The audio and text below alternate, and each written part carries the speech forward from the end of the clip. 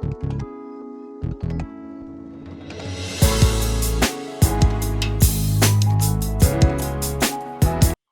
tal? ¿Cómo están? Muy buenas tardes. Bienvenidos a una emisión más de su programa en Centro de Estudios Tributarios. Y bueno, el día de hoy tenemos un lujo, un excelente catedrático, maestro, conocedor y experto en la materia fiscal y contable. Es un honor contar en esta ocasión y por supuesto también tenerlo dentro de las filas de los docentes más preparados y recomendables que tenemos en el Centro de Estudios Tributarios. Y pues le damos la más amplia bienvenida al colega, amigo y por supuesto experto en materia fiscal, el maestro Julio Constantino. Maestro, gracias por estar con nosotros y es un honor que hayas aceptado esta cordial invitación para lo que esperamos sea una amena charla en materia del artículo 5A. Muchas gracias, doctor, y gracias también a CETRI que nos haya aceptado como parte del claustro esos expositores que se tiene y que haya tenido la confianza en un servidor para poder estar aquí con ustedes. Les agradezco mucho ese honor que yo tengo también de estar aquí y que ya hemos trabajado en uno de los cursos y que hoy vamos a hablar de un tema que aunque pareciera que es nuevo o novedoso, estamos viendo unos cambios que se están dando por detrás, como dicen, atrás de bambalinas, ¿no? Y eso es lo que más me preocupa en este momento. Pues muchas gracias, maestro Julio. Bueno, te hablo de tú, de usted, pero bueno, hay confianza. Y bueno, sí, pues nos queda claro que más que un curso que hemos tenido la suerte también de poder colaborar, de haber colaborado en un curso sobre el 5A y que en próximas fechas les vamos a dar más sorpresas sobre la colaboración que hemos acordado y hemos tenido con el maestro Julio Constantino, porque cerebros de esta dimensión, pues no hay que dejarlos escapar y hay que tenerlos bien atendidos. Y en esta ocasión, pues vamos a hacer una breve charla sobre el tema del 5A del Código Fiscal. Y en este contexto podríamos señalar, o inicialmente, salvo tu mejor opinión, maestro Julio, de que desde 2014, me parece, ya había por ahí alguna iniciativa de incorporar el tema de razón de negocios en nuestro país y por alguna razón no se puede llevar a cabo, y que nos queda claro, como lo hemos señalado en reiterados cursos, que esta pues novedosa, entre comillas, incorporación en el Código Fiscal del tema de razón de negocios deriva evidentemente de la OCDE, del proyecto BEPS, del proyecto 12 BEPS, pero pues deriva esencialmente del derecho anglosajón. Y es ahí un problema con el cual nos topamos en función de que el legislador ha pretendido o ha querido implementar una figura derivada de un derecho ajeno a nuestro país, que es el common law, para incorporarlo en el Código Fiscal. Y hay muchos elementos a discusión, hay muchos aspectos interesantes o muchas aristas bajo las cuales se puede analizar este artículo, además de un procedimiento que anticipadamente pondría en la mesa o señalaría yo, como lo hemos hecho en algún curso, pues que también incurre en cuestiones de violación en aspecto de la constitucionalidad e incluso de la convencionalidad. Pero bueno, no sé qué opinión te merece al respecto, maestro Julio. Sí, doctor, miren, ya desde el 2004, 2005, ya traían la idea de introducir una cláusula dentro del artículo 5 del Código Fiscal de la Federación que se le llamaba el fondo sobre la forma. Es algo que ya traían pensado desde hace bastante tiempo e inclusive en ese mismo periodo traían un proyecto que en el caso de empresas que se dedicaran, porque ya el tema de la famosa compraventa de facturas ya era un deporte nacional desde antes. Inclusive se decía que en la Ciudad de México, ahí en el centro, te las vendían como si fueran tacos de canasta, ¿no? Entonces llegabas, caminabas ahí por el centro, ciertas calles, y ya te decían que querías facturas y de qué rubro querías. Entonces mucha gente se benefició de ello. Entonces, a raíz de todo ese tipo de acciones que se empezaron a hacer, empieza este pensamiento de darle una connotación de enemigos del Estado. O sea, ese tipo de empresas les querían llamar enemigos del Estado.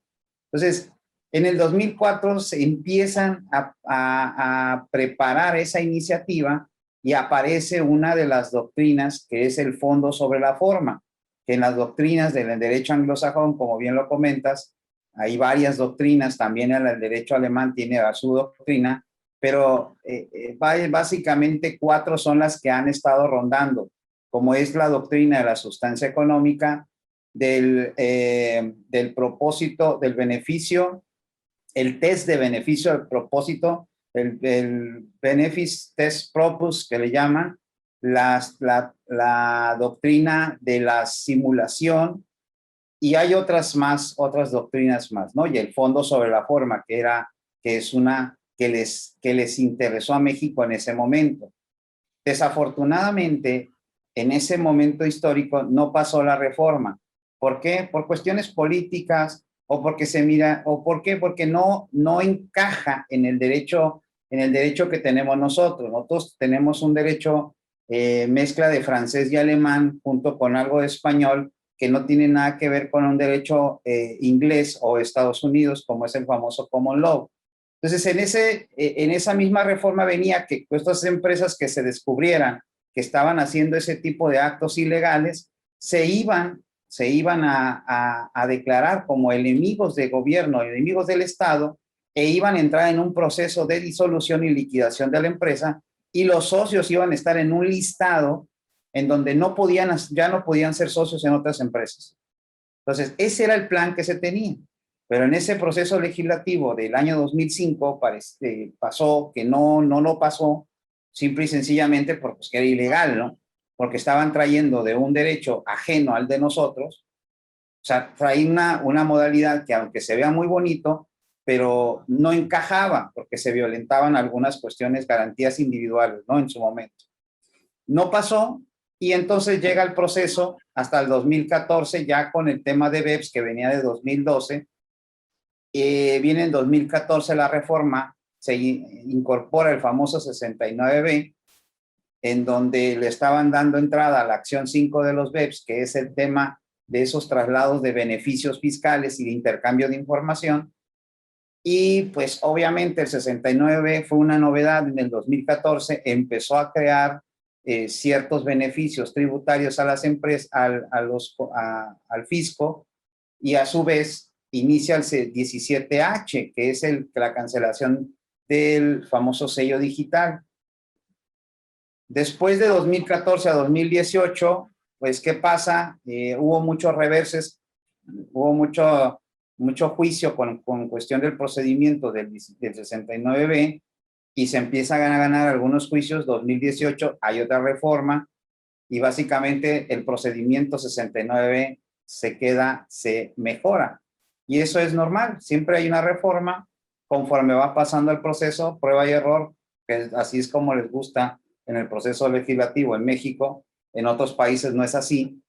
Entonces se modifica el 2018, y en 2018 tenemos un 69, pero en el 2019 se introduce un artículo que es el famoso artículo 5A, que le llaman la razón de negocio. Previo a esto, ya los tribunales han tenido a razón de sacar un criterio que se habla de la famosa razón de negocio dentro de un proceso que jurídicamente no hay una definición, que le llaman materialidad de una transacción, pero pues se ha llevado ese proceso y lo han querido explicar los mismos magistrados del tribunal, lo que significaría o lo que integraría todo ese tema de materialidad, pero metieron ese concepto que es razón de negocio. Y razón de negocio básicamente, a palabras más, palabras menos, que viene dentro del criterio, es que todos los actos o las operaciones que realice la empresa, pues tiene que tener un beneficio económico, tiene que haber utilidades. Y eso es muy sencillo, eso tiene sentido. Cuando tú armas un negocio, la idea es que generes utilidad. no que vayas a tener una empresa perdedora, porque nadie invierte en una empresa perdedora. Sin embargo, al gobierno se le olvida que cuando tú inicias un proyecto y aunque tengas un proceso, y aunque tengas un estudio de mercado y que introduces ya sea un producto o un servicio, también pueden pasar muchas situaciones dentro del proceso y pues puedes tener pérdidas, ¿no? Eso es una de las cosas que aparecen. Y este 5A, pues, nos deja en claro qué es lo que realmente quiere el fisco, qué es lo que realmente quiere el fisco. Entonces, básicamente esa es una pequeña introducción a lo que fue históricamente desde el 2004 hasta a nuestra fecha, cómo es que ha cambiado este tema de razón de negocio. No, bueno, pues abriste muchas ventanas, esperemos poderlas cerrar todas. Un tema muy vasto y muy atinadamente refiere sobre este antecedente histórico en donde por primera vez la autoridad implementa una medida, como bien lo señalaste, y que en algún momento lo señaló la directora o la persona que estaba a cargo de la Procuraduría de la Defensa del Contribuyente de este deporte nacional, que tristemente no estaba solamente limitado a nuestro país, sino a nivel global. De ahí entonces lo que hemos señalado reiteradamente, incluso en algunos cursos, como esta pandemia a nivel internacional, pues de estos delitos fiscales que gradualmente se convirtieron en un modus operandi, incluso a veces hasta de contribuyentes que eran cumplidos y que acabaron cayendo en las garras de la tentación sublime de la delincuencia, que en otro escenario, dicho sea de paso, en 2019, pues pretendió la autoridad implementar esta famosa reforma penal fiscal, la cual, pues tristemente célebre, vemos que hay muchas deficiencias, muchas inconsistencias, muchas incongruencias.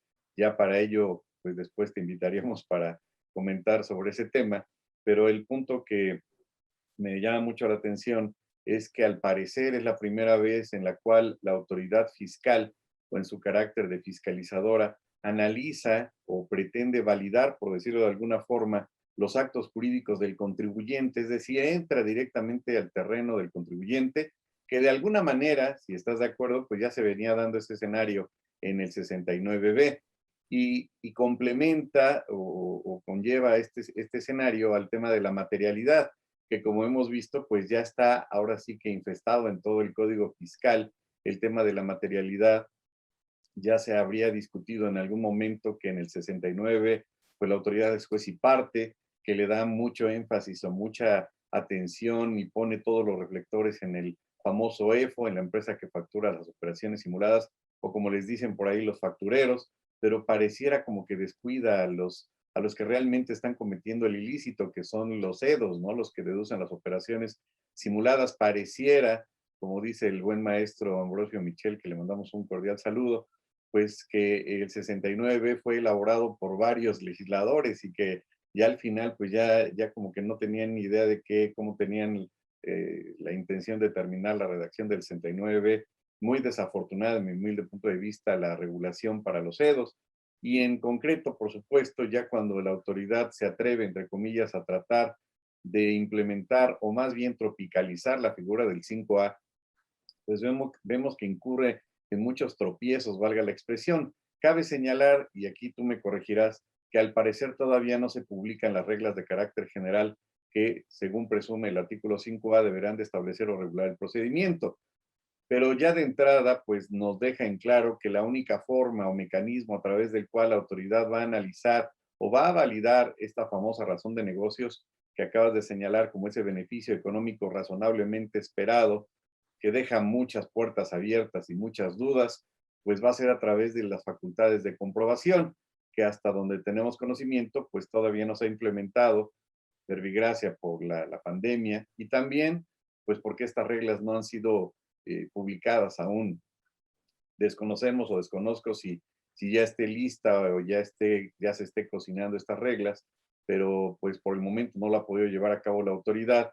Sin embargo, pues este beneficio económico razonablemente esperado, que verdaderamente suena muy romántico y muy bohemio de parte del legislador, estaba muy inspirado. Y hablando de esas inspiraciones, hay que recordar que el tema de la ley de la marihuana ya está aprobado y está por publicarse. No sé por qué me acordé, no sé por qué me acordé de ese tema de repente. Pero bueno, en el tema de razón de negocios estarás de acuerdo, y ahí me interesa mucho tu punto de vista y que nos lo compartas al auditorio. eh, ¿Cómo es posible o cómo podríamos interpretar que una autoridad en particular en el tema o en el análisis o en la fiscalización de razón de negocios va a validar o va a estudiar una actividad económica que en teoría, salvo tu mejor opinión, presumiríamos que el auditor debe ser experto, pero en la práctica vemos que pues el legislador no lo refirió, lo cual, salvo tu mejor opinión, podría implicar que dejar en estado de indefensión al contribuyente, puesto que debe de ser obligadamente, por sentido común, un experto en el tema que va a revisar. No sé qué opinas. Sí, mira, en el primer punto de las reglas no hay nada todavía.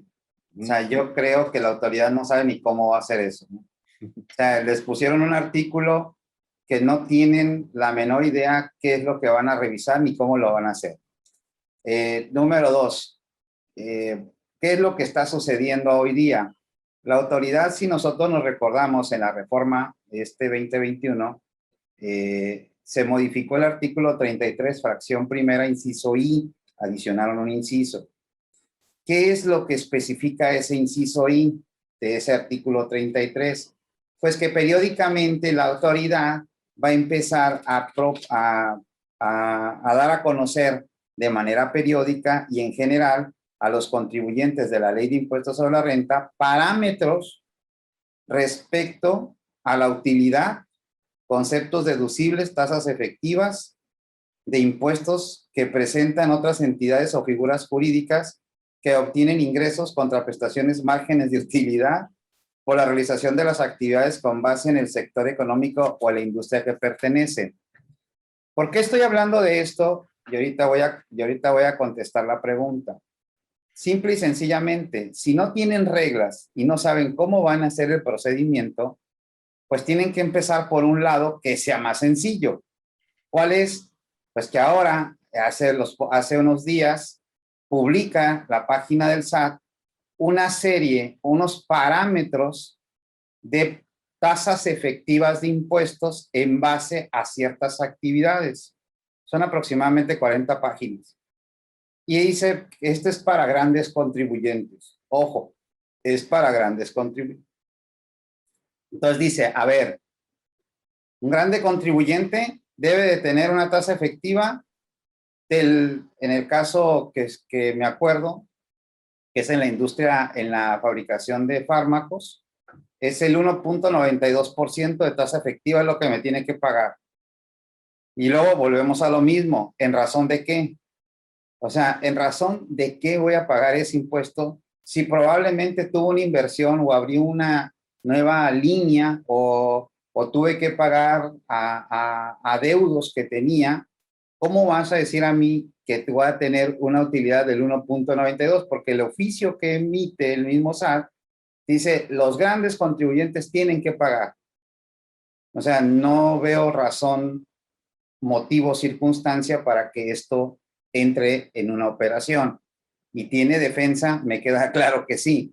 Pero ¿a dónde vamos a ir la defensa? Al tema de la razón de negocio. Es decir, la autoridad tendrá que determinar que la persona que me va a fiscalizar, porque esto va a ser fiscalizado, tenga la especialidad, en este caso, de una empresa farmacéutica, de un proceso productivo en una farmacéutica. Y me va a tener que explicar, me va a tener que determinar él, basado en su expertise, porque lo va a tener que demostrar el expertise. No sé cómo lo vaya a hacer, si mediante una especialización, un curso o como lo tenga que hacer, pero lo tendrá que determinar para que él llegue en ese punto a decirme que yo debo de tener una tasa efectiva del 1.92% y que debí pagar el impuesto. Y yo, como asesor, te voy a tener que decir, pues estás totalmente equivocado, porque en México el proceso de este tipo de productos lleva estos costos y estos productos aumentaron el costo y por lo tanto no es el 1.91, es el 0.93% de tasa efectiva de impuestos. Y ahí es donde vamos a tener que poner argumentos a la autoridad y que la autoridad también me demuestre a mí que ella va a ser experta en esa área, porque si no lo es experto, entonces ¿cómo va a revisar una persona que no tiene la expertise en este ramo? Se va a volver un tema más litigioso que operativo, porque operativo no tienen la menor idea qué es lo que van a hacer. O sea, no entienden qué es lo que pues, pretenden hacer, ¿no? No, bueno, acabas de abrir la caja de Pandora y en ese contexto sonaría muy ingenuo creer que a nivel estadístico, desde un punto de vista general, se pueda predeterminar una utilidad en una cantidad casi infinita de negocios o actividades económicas, lo cual es verdaderamente confuso, ilógico, sin sentido común, y me queda claro que se hace a través del escritorio, lo que significa la palabra burocracia, ¿no? Es correcto. Que Es, desafortunadamente es como si quisieran regular bajo un esquema ajeno a la operatividad o a la operación de ese tipo de actividades de una forma genérica. Y como dice ese refrán, toda generalidad es mala, incluyendo esta. sí, sí, Y sí, sí. a final del día es plenamente válido que el contribuyente requiera, solicite e incluso le requiera a la autoridad, bajo las vías legales, por supuesto, pues que se acredite que ese auditor, y como bien y atinadamente lo señalaste, pues sea experto en ese tema o tenga los estudios, la capacidad, la expertise, el diplomado, la maestría en ese rubro, pero pareciera entonces que así como se plantea, pues tristemente, aunque suene una frase común, pues la autoridad se dio un balazo en el pie, porque entonces implicaría que tuviera pues áreas de experiencia o personal en distintas áreas para ser experto en esas auditorías en materia de razón de negocio, lo cual es imposible, imposible. No, va a ser complicado porque en México pues tenemos varias ramas. En el ramo turístico, la forma de tratar a una empresa turística, al hotel, a lo que es restaurante turístico, es totalmente distinto a un restaurante que está en ciudad. O sea, no me puedes decir que la utilidad de, por decir, llamar restaurante es para todos parejos. Eso no puede ser cierto. ¿Por qué? Porque hay muchos parámetros distintos. Hay una situación que cambia. Por eso una vez me comentaba una persona, me dice, oye, pues yo como taquero, si se supone que van a sacar ese tipo de tasas efectivas o la utilidad que debo de tener, imagínate que me van a comparar con un restaurante, o sea, voy a tener la misma utilidad, eso no tiene sentido. El tipo de sociedad, el tipo de gente, los procesos, o sea, son muchas cosas que va a cambiar. Entonces, se me hace algo un cuanto ilógico que quieran fiscalizar por esa vía. Yo en lo personal creo que ese procedimiento que pretenden ellos implementar, pues va a ser un fracaso, o sea, va a ser un fracaso porque ante un juicio, pues le puedes determinar, oye, pues ellos dicen que según su estadística, yo debo de tener tanto, esa va a ser mi tasa efectiva y es erróneo. ¿Por qué? Porque mi negocio es cíclico, los ciclos de mi negocio son estos y en mis puntos altos nada más son 3 meses y mis puntos bajos son lo demás, ¿no? O sea, Pareciera, cambiaría. pareciera, ahorita que lo comentas, que este estilo de la administración actual es como poner a prueba determinadas regulaciones, normatividades, ver cómo reacciona la sociedad y sobre la marcha irlo mejorando o quitando, cambiando, pero es una metodología pues bastante experimental en la cual pues no solamente queda en estado de defensión del contribuyente, sino se puede alegar, como bien lo refieres, el tema de la ilegalidad que lejos de agilizar la aplicación de la razón de negocio, lo que va a implicar es entorpecer ese procedimiento y no en el sentido, como dicen por ahí los habitantes de los palacios y que no son precisamente de los cuentos de hadas, pues que los jueces están pagados por las empresas neoliberales y no, los jueces van a llevar a cabo el control de la constitucionalidad de los actos de las autoridades cuando estos se presuman arbitrarios y no es la excepción pues hablar de que las leyes también no solamente son ilegales, inconstitucionales, sino ahora incluso inconvencionales. Un ejemplo claro de ello, y es muy reciente esto que acaba de suceder, es que la Corte ya ha determinado, por ejemplo, que la famosa ley de extinción de dominio, publicada en 2019, pues ya se ha declarado en alguna de sus partes como inconstitucional, desafortunadamente no en todas las partes que hemos ubicado, en función de que los bienes que podrían ser materia de la extinción de dominio son aquellos que se adquirieron pues con el ingreso ilícito de otro delito. Pero bueno, hay muchas aristas todavía en torno a esa ley que bien la podríamos clasificar, salvo tu mejor opinión, dentro del catálogo de los libros o de las leyes del terror.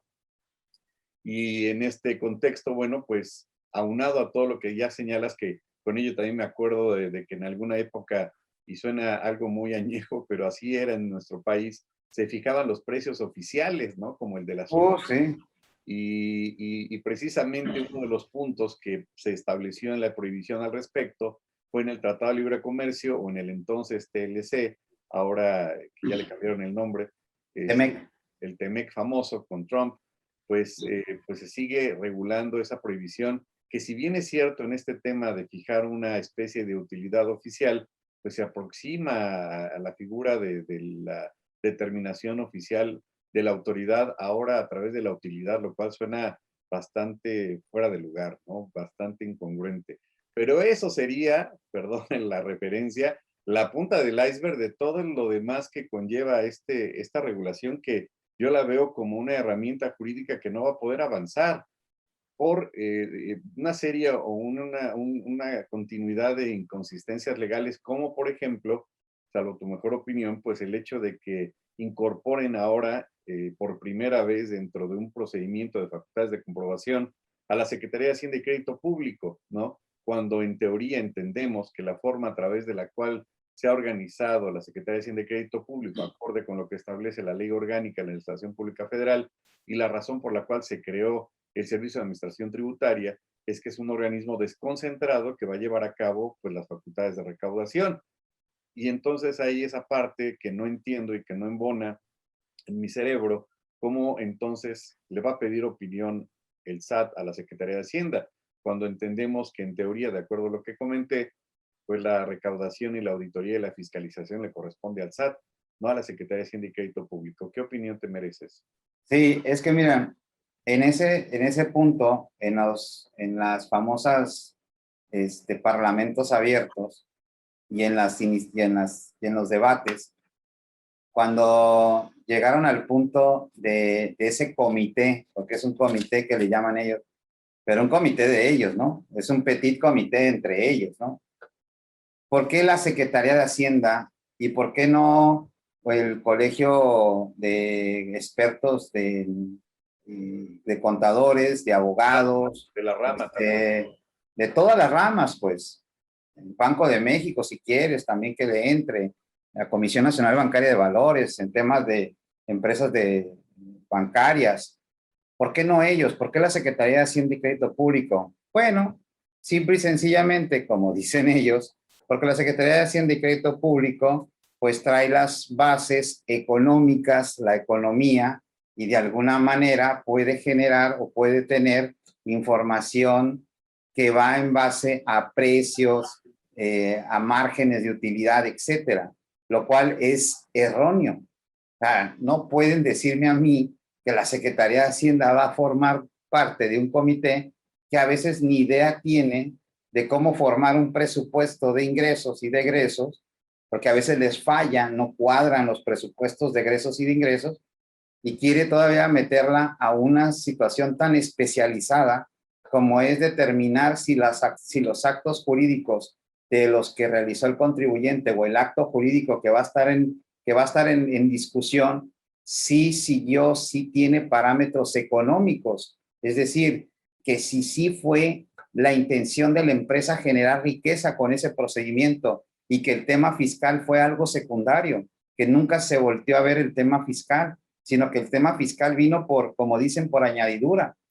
Eso va a ser complicado cuando una Secretaría de Hacienda que ha tenido cambios en los secretarios de Hacienda, que ahora va a ser el tercer cambio, creo, no, segundo, el tercero, no hay una continuidad.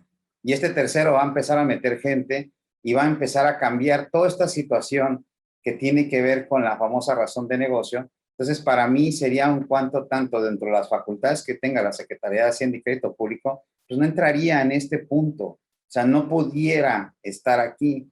Si no, pues entonces, pues imagínate, al rato va a estar el de Economía también ahí, o va a estar el de Salud, y cualquiera puede estar dentro de ese comité, lo cual se me hace un cuanto tanto ilógico. O sea, creo que la intención no es mala, pero el problema es cómo lo van a implementar. Eso es lo malo. ¿Sí? Debieron de haber ingresado toda la academia, debieron de haber puesto a bastantes especialistas. Esto lo quisieron hacer en Estados Unidos y en Estados Unidos no funcionó. ¿Por qué? Porque necesitas a mucha gente, son muchas ramas, son muchos negocios, y un negocio que probablemente para la autoridad puede ser un cuanto tanto ilegal, pues en la realidad es legal. Yo la otra vez en una plática estaba escuchando sobre una forma de hacer negocio en Estados Unidos, en donde se transfiere, o sea, se le vende un bien a una empresa hermana, pero el bien se queda con quien se lo vendió para seguir teniendo beneficio. Esa operación en México es ilegal, ¿sí? Es ilegal, pero en Estados Unidos es una actividad muy normal y lo hacen muchas empresas que son partes, que son partnerships que le llaman. Pues es normal, y en Estados Unidos el IRS no les pone tanto peros, pero si tú haces eso aquí en México, pues nada más vete al 199 del Código Fiscal y hay que estarla reportando. Esa es una, meter el reporte, es un esquema reportable. Y número dos, pues que eso es totalmente ilegal porque el bien no lo has transferido. Entonces esa operación que según tú dices que le trasladaste el dominio, no lo has hecho, por lo tanto no tiene razón de negocio. O sea, veamos hasta dónde puede llegar una situación de negocio que en el mundo es normal, en México es ilegal. Eso es lo preocupante, pues. Eso es lo preocupante. Yo creo que conforme se han llevado a cabo toda esta serie de reformas, que bueno, me queda claro toda esta vastedad de conocimientos que tienes y que entre líneas, pues a nuestras personas que nos hagan favor de seguir, pues que tomen apuntes porque has dicho muy buenas claves sobre los aspectos de la inconsistencia legal de esta regulación, pues va a implicar problemas en cuanto a su aplicación. Pareciera que este tipo de reformas fueron asistidas por don Maquiavelo, pero aún así todavía tienen muchas inconsistencias, como por ejemplo el hecho de que la autoridad no permite dentro de la revisión de razón de negocios que se dé la negativa ficta, ¿no? No se dan los 3 meses, sino se va a dar una especie de negativa en 2 meses, lo cual ya deja inoperante la negativa ficta, pero salvo tu mejor opinión también en ese rubro, de entre otros tantos, pues antes de que el contribuyente entregue la información, desvirtúe el dicho de la autoridad entre los planes de comprobación, ya la autoridad resolvió bajo el silencio. ¿Y qué es Sí. eso sino una presunta violación al principio de debido proceso, dejando en estado de indefensión al contribuyente y de pilón, pues sin existir fundamentación ni motivación? No, Además de algo que muy atinadamente señalaste, que este órgano colegiado, pues se podría discutir mucho la competencia o las facultades de Hacienda para resolver en forma colegiada, que entonces, en todo caso, considero, apegándonos al 14 y 16 constitucional, pues debe de estar contenido en el reglamento interior, y yo no lo veo. no, hay una serie de ilegalidades y obviamente el contribuyente pues pierde todo su derecho, el derecho que tiene de audiencia, a defenderse dentro de un proceso. Este 5A, pues creo yo que pues es un fracaso, va a ser un fracaso más, ¿no? O sea, no puedo decir que es el único fracaso que pueden tener, sino que va a ser un fracaso más. Pero ahora sí, salvo lo que diga el tribunal, salvo lo que diga la corte, porque ahora, como hemos estado observando cómo han estado resolviendo ciertos asuntos, en algunos sí están dando la razón al gobernado, pero en otros, en los cuales es muy flagrante que el gobernado tiene razón, han dado la vuelta y no le han querido entrar. ¿Por qué? Por el principio de recaudación. O sea, ellos el Poder Ejecutivo, desde Salinas de Gortari, el Poder Ejecutivo siempre ha dicho, bueno, a ver, si tú me estás, van con el presidente de la Corte, si tú me estás a mí dando reversa a todos estos juicios, pues ¿qué es lo que está sucediendo? Lo me estás dejando a mí sin recaudarte, y entonces el dinero que tú me estás pidiendo no te lo voy a poder dar. Entonces, ese intercambio, esa presión, es lo mismo que está pasando hoy día. Fíjense, está hablando de Salinas, ¿sí? Porque es lo que recuerdo ya un poco más, más vivo, aunque Echeverría y de la Madrid también los observé, pero con Salinas las negociaciones eran diferentes porque ya se había abierto el mercado. Entonces, ese tipo de situaciones lo quieren volver a implementar, lo cual lo mejor para todos sería pues que dejen que el contribuyente trabaje, porque esto lo va a empezar a entorpecer. Si dejas que trabaja, pues obviamente van a recaudar más. Así lo decía John Luke en un libro. Había una frase de John Luke que decía que cuando un rey quería obtener más recursos, dice, hay dos formas de hacerlo. Una, dice, aprietas a los gobernados, los aprietas y les sacas el dinero. Eso sí se los vas a sacar, dice, vas a recaudar. O la segunda, déjalos libres, déjalos que trabajen, déjalos que hagan riqueza. Entre más riqueza, vas a recaudar más si los aprietas. Entonces pareciera que la frase de John Luke es muy actual porque está, tanto este gobierno como otros atrás, están aplicando la primera, están apretando. Entonces va a llegar un punto en el que ese apretón, pues muchas empresas van a empezar a salir y otras pues van a tener que aliarse al gobierno, y pues eso no le conviene a la competitividad de los demás, ¿no? Entonces creo yo que este tipo de cambios, más allá de crear una certidumbre jurídica, crean una incertidumbre jurídica para todos, ¿no? Claro, y ahorita que señalas la clase media, bueno, pues curiosamente a lo largo de la historia, pues es la que ha hecho movimientos sociales, es la que generó la Revolución Francesa, es la que ayudó también en su momento a la independencia de las 13 colonias, era la clase ilustrada la que tenía acceso a la educación.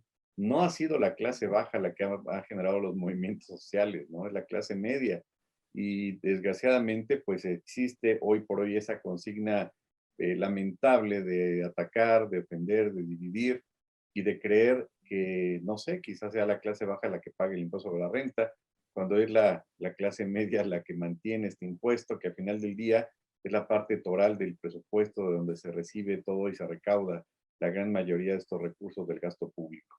Yo creo que hay muchos elementos sobrados para, no diría destrozar esta regulación, pero sí poner en claro que desgraciadamente la forma o los mecanismos que pretendió el legislador implementar para esta regulación importada, como lo ha sido el ¿Sí? defensor fiscal, etcétera, pues no va a funcionar tan bien como quisieran. Además de que, como bien atinadamente señalaste, pues ahora está ya poniendo más atención la empresa o el contador en que no le metan goles, en que no caiga en zonas pantanosas, que en ser productivos.